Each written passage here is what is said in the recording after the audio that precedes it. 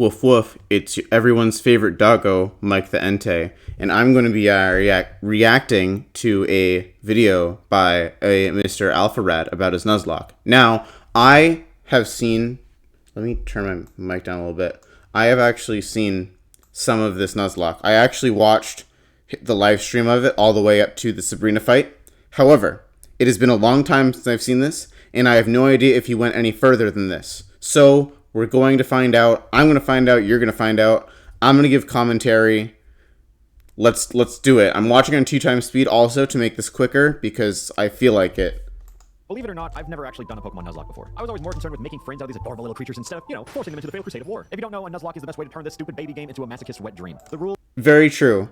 Nuzlocks are extremely fun, and if you haven't done one, I highly recommend you do. Even if it's just a regular one, they can be extremely fun. Are simple. You can only catch the first Pokemon you encounter in each area, and if a Pokemon faints, that's it. They're dead. Fade to Black Skyrim. Now there are some... Yeah, that's pretty much how it works. I mean, he's just going to say it right now. The most messed up one is that the Nuzlocke forces you to give a nickname to each and every... Hold on. Let me go over these rules really quick. Pokemon faints, that's it. They're dead. Fade to Black Skyrim. Now there are some... So, permanent death, of course, that's one of the standard rules. Nicknaming is an optional rule that many people use. It makes things a little more fun, especially in a more casual Nuzlocke. If you know you're only going to do one attempt or two, then having nicknames can really personify the experience, and it's good. Only being able to catch the first Pokemon per route, also very standard. Having the battle mode at set is very strange. It's unusual for a first-time Nuzlocker. It makes the game much harder than Switch mode. And wetting out as a loss. A lot of people have this. A lot of people don't name this, but it seems like implied that a lot of people have this as their run, as a rule rather. It also makes fights quite a bit more interesting. Duplicate clause is also very common. This one, surprisingly, is not as common as people think. Duplicate clause is when you can only catch one Pokemon of a given evolutionary line. So, for instance, if you catch a Tangela on one route, you can't catch a Tangrowth or a Tangela on another route, even if it's your first encounter. I play with it because it leads to more diverse teams and such, and it allows for certain manipulation of routes so that you can get one encounter and then guarantee another encounter. What's that last rule? That's it, they're dead, fade to Black Skyrim. Now there are some additional rules I've added, but the most messed up one is that the Nuzlocke... Yeah. I paused a little too late, but that is certainly part of the Nuzlocke. Forces you to give a nickname to each and every Pokemon you catch, forcing an emotional attachment to them all. So when Butterfree dies, you just murdered Jeremy, and that blood is on your hands. Yeah, exactly. Especially if you're not just churning them out hardcore like I do all the time. Having nicknames can make things quite a bit more fun.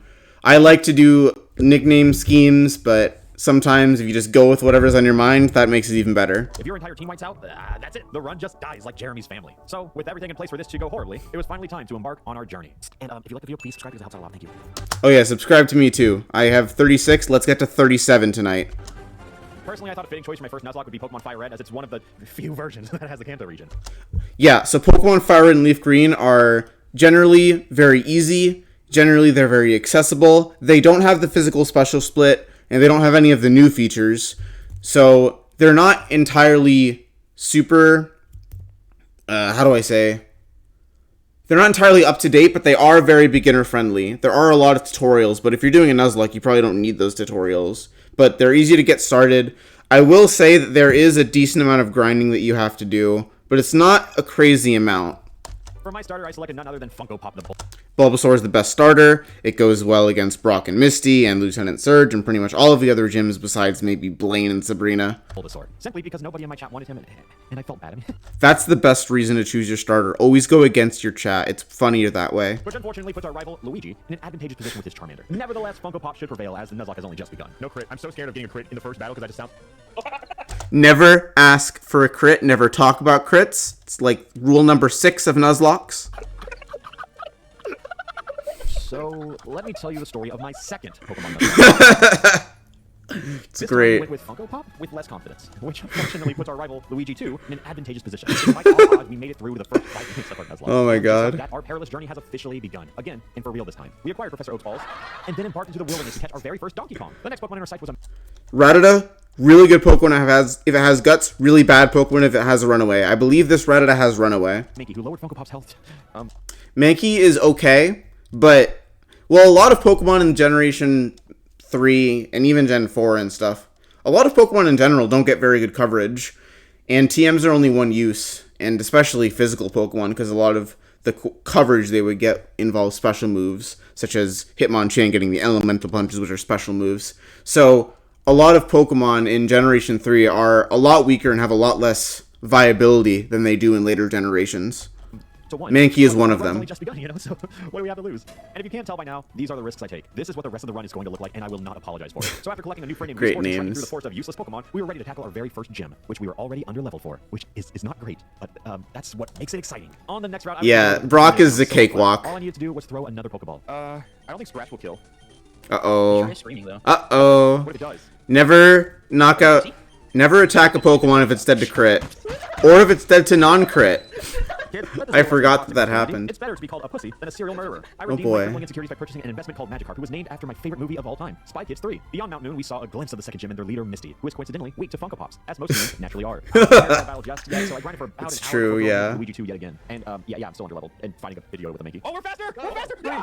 Oh yeah, the Rock Tomb TM. That's one of the few coverage moves that Pokemon like Mankey can get. Since the method to the madness is nothing larger than a blind ambition, like how an underleveled Mankey sweeps the entirety of Luigi 2's team. It is fun to go in underleveled against stuff, I will admit. As he sleeps and sweeps. At this moment in time, I realized, wow, this is easy. There's absolutely no way that I could be humbled by this. Alright. They say when you come from a small town like us. Yo, US Cellular. I don't use US Cellular. I actually use T-Mobile. So, skip. This game. We might as well head straight towards the third gym, you know? And on that path, we found the daycare. We could look after a Magikarp, per se. And I learned that every singular step Yeah. we take results in 1 XP for the Pokemon in the daycare. So, let The me introduce daycare you to doesn't- my oh own god. form of grinding. That's right. Ah, Gyarados, not wow, how unexpected. I forgot that we had to go on a funny boat. Yeah, gym, but you luckily, definitely need a lot of dedication to get for Gyarados. everything that That's Boomer wanted us to go for. sarcasm. Aboard the SSN, our little trainer broke into everyone's peaceful little rooms and turned witnesses into victims. We managed to conquer foe after foe until locking eyes over yet another fateful encounter with Luigi 2. The atmosphere felt familiar. Does somebody die in There was a here? bloodlust in the air. This time, Luigi 2 wasn't going down alone. Right. Yep, Mankey died. Success, but how could anyone say that in good faith, knowing about the events that transpired? I learned a tragic lesson that sometimes death is inevitable. That Raticate can be a little Jailed through An tough. entire army, but you would always remember the first soldier to fall. And in honor of Mankey, I will never let such a foolish mistake happen again. Oh, never mind.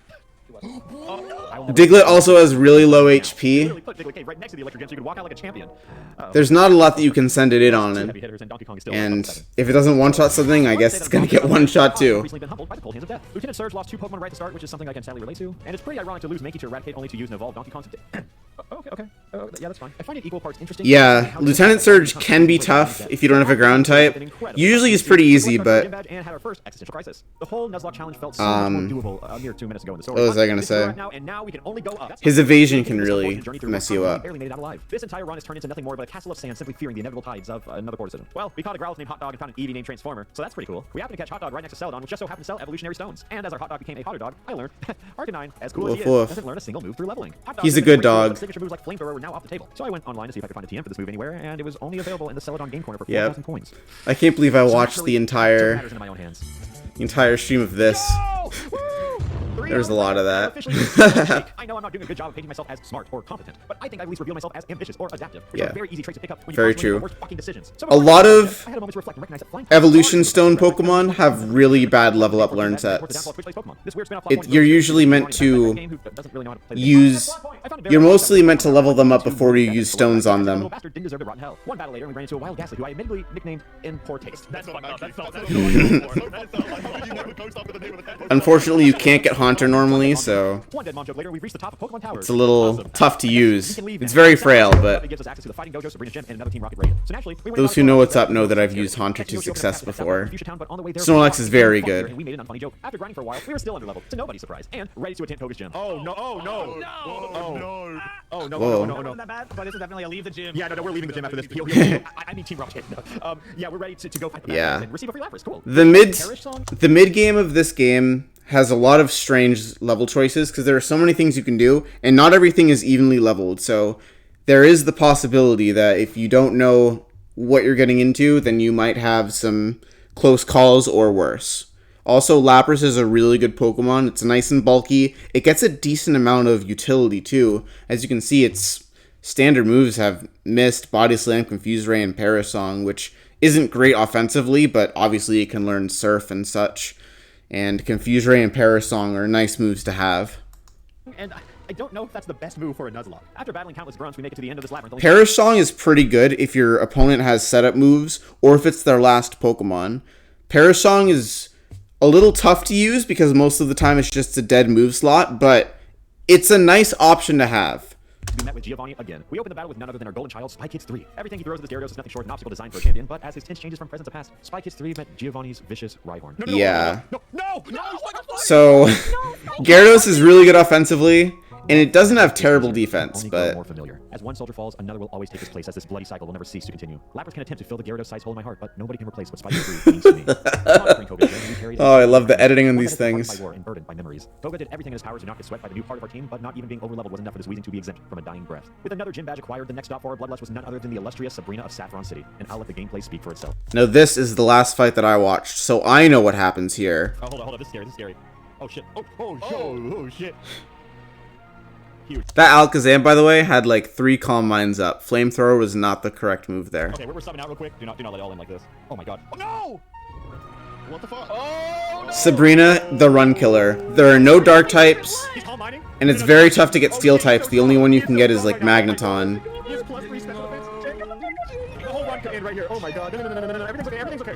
No future sight. Oh my god. Oh god. Oh no. I like that. I like that. If you don't know what you're doing here, if you come in under leveled, Oh my god. it's not going to be easy to get out. Hit him again, hot dog. Hit him. Oh no, he's +3. No, hot dog. No, hot dog. No. Virus, I'm sorry. You got a Paris song. Oh, for the greater good, dude. For the greater good. It's the only way out of here. No! If Fires didn't survive there, the run was 100% over. He might call mine again. That's fine. Okay. Alright, for the greater good of the run. Oh no. See what I mean? Paris Song has its uses. Good thing you didn't get rid of it, huh? For the team. Come on, just take one hit. I don't know, you're 10 levels under. There's no way. Oh my god. Virus, no. Goodbye. Oh my god, you're dead. Oh. I would actually sacrifice Venusaur over Yoshi here, because Venusaur does become a little bit less useful. It's weak to a lot of the Elite Four, actually. Oh god. Okay. Whereas Snorlax is just really good. What the fuck has happened? But I just fucking Wii Sports time. What the fuck? getting out of there with 3 Pokemon is surprising and not bad. Still has Jolteon, which is really fast. We have officially reached. Still has Venusaur. Our only saving grace was a sacrifice. I'm aware of the mistakes that I made to end up here, but I also made a carefully calculated decision at the cost of Fires the Lapras to protect the integrity of the This run. artwork Once is that really Alakazam reached good. the point of Nirvana through spamming Calm Mind, all we could possibly do was pray for an escape. Our motley crew has been silenced to nothing more than a pair, and now it's up to Funko Pop and Transformer to lead a skeleton team to an unforeseen victory. But no matter what may happen going forward, this entire run is in a heavy debt to the memory of Fires the Lapras. Perish Song was the only open path in this devil's maze, so now our only goal was to focus on the future and leave this battlefield as nothing more than a memory. Alright, ads coming up. Oh man, We have a lot of sayings about work. Like, YouTube is better. It took me 40 whole days to find the confidence to continue this disgraced run. I know that I can't put any of the blame on the game or my team, for it is my solemn duty as a trainer to guide them. And as soon as I accepted Oh, that, God. I realized that my title has not wavered over these past 40 days. My job is to finish what I've started and lead the remainder of my team to victory as it's what they would have wanted. So I honestly thought that after this point, he basically had just quit, which frankly would have been understandable. You know, Nuzlocks aren't for everyone, and they can be seriously tough. And if they're not fun, you don't have to do them. But personally, I like to see it because, you know, I'm a hardcore gamer. Once called a family. With Funko Pop and Transformer hardened by echoes of the past, our new recruits were ready to help out in any way they could. Clam Slam, Erda, Phoenix, and Mr. Bustout. This was Oh all my we had God. left. Our final gambit. As this disaster of a journey was coming to a close, our next stop was none other than Cinnabar Island. We pulled up on the Pokemon Mansion to catch a coughing named Coughing, and that was it. And then Cinnabar Weezing's not bad. It's got Levitate. It's only weak to Psychic There are 9 moves. certified Pokemon League badges. No, there's 8. Then Blaine said the funny thing before hitting 15 Fire Blasts in a row, which, no. Wow. Easily dig and, well, Yeah, Cloyster's special defense is not great. It's been wrong. It's a damage roll. I can't calculate these things. I think he lives with just a little bit. Brayden, if Jolteon dies, it's your fault. Oh no. Not Jolteon.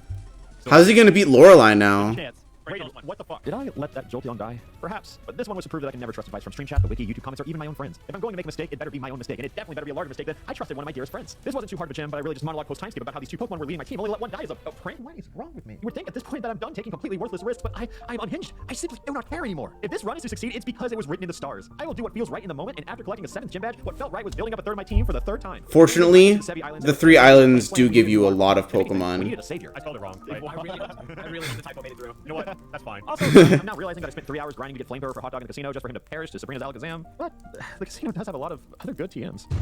Oh no. Flamethrower, Shadow Ball, Thunderbolt, and Thunderbolt again. This was a successful casino raid and half of my Tuesday. But That's I'm a not lot using of- TMs just yet. I'm gonna a wait lot till of we delete it, time. so, you know, something unfortunate doesn't happen. The only thing in our path now is the Viridian Gem, which we had to challenge Giovanni for our 8th gym badge. The Savoir has officially joined our team as well as Coughing the Wheezing, and for some reason this one knows Explosion, and given how effective Parasong was, we'll use it when the time's right. Anyway, Yeah. 5 stars later, and we Explosion's officially- not a terrible move. So at long It's a last, good we option to final have. act. We started walking towards Victory Road only to be Just greeted don't with use it defeat. accidentally. This was truly our last obstacle before our endgame. Even though we came out unscathed, it was a wake-up call to our second and third string team. We do not cover enough typings. We have nothing against flying, nothing against psychic, nothing against ice, nothing against electric, and nothing against dragon, except this one TM sitting in our bag. This was the point of the run where I really started to feel the sins crawling on my back. The careless amount of graves I dug have come back to bite me, as this team simply does not have the tools needed to become champions. A lot of time. Legendaries, we could still go to Zapdos' home with a power plant and find Goku, our little Magnemite. If you We have don't two other Magnemite friends through grinding. With this new keep Captain your Road, early we set out Pokemon to alive. Pokemon in Victory Road, which we might as well use a Master Ball for. When we reached the other cave, I handed out everyone's TM to those who I felt could use Can it. come back to bite you. Before I studied the wiki and the trainers ahead in desperate hopes of finding any chance of survival. I like That's what I always do. I don't think I've ever not used docks.